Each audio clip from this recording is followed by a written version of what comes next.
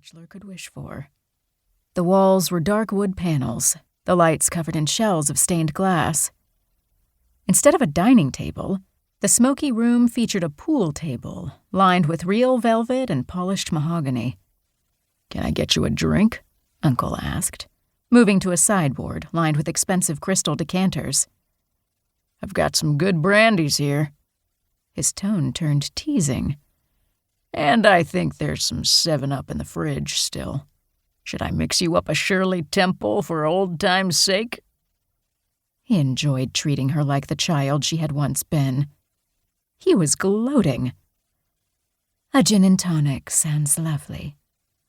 She hated gin and tonic, but it was the first thing that came to mind, and she would be damned if she licked brandy or soda out of this man's filthy palms.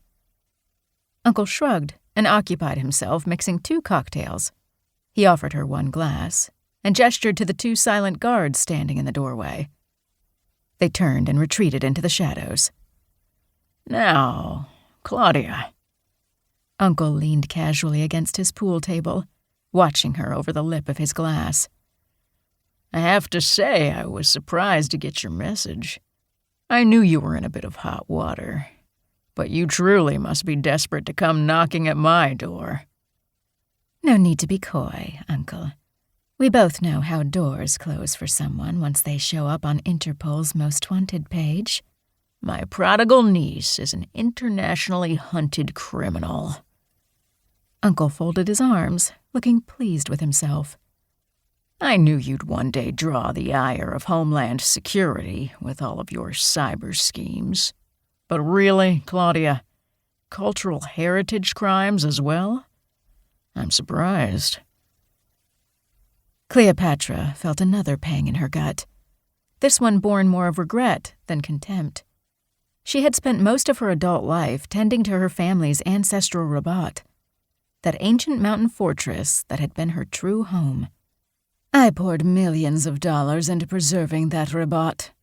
In one afternoon, those American bastards calling themselves Vikings turned it to rubble. And yet somehow the crime is mine."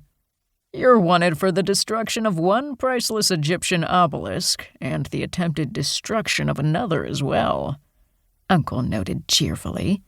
She sipped her drink, wincing at the bitterness.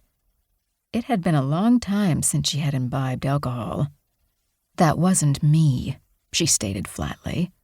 "That was the work of some dissatisfied associates." He damn well knew that, of course.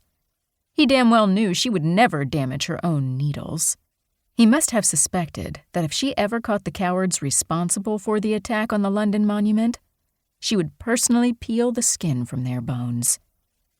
Of course, none of that mattered right now. An entire global network of intelligence agencies had pinned her to a wall and skewered her with every charge they could think of, from mail fraud to murder to illegal dumping. She should have expected no less from these international thugs that call themselves law enforcement. "Interpol," Uncle pondered.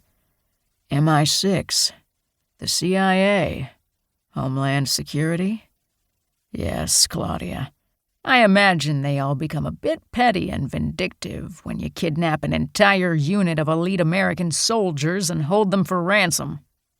He gave her a smile that was half contemptuous indulgence, half affectionate pride.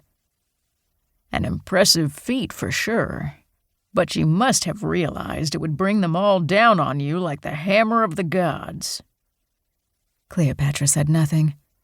She studied the framed pictures of dogs playing poker on the wall, swirling the ice in her glass. She had to sit here and accept Uncle's insults and condescensions. She had no choice. They both knew that all other doors had been closed to her. Funny how quickly all of her friends and allies had dried up, dropped out, and gone dark. Once Viking and those traitorous bastards Holmes and LeBlanc had forced her from the shadows. Most of her assets had been frozen, taken entirely out of her reach. She'd been forced to flee and hide and bribe her way across the Atlantic by the grace of a few hidden cryptocurrency wallets. Wallets that were almost dry. "But I'm sure you had your reasons," Uncle crooned.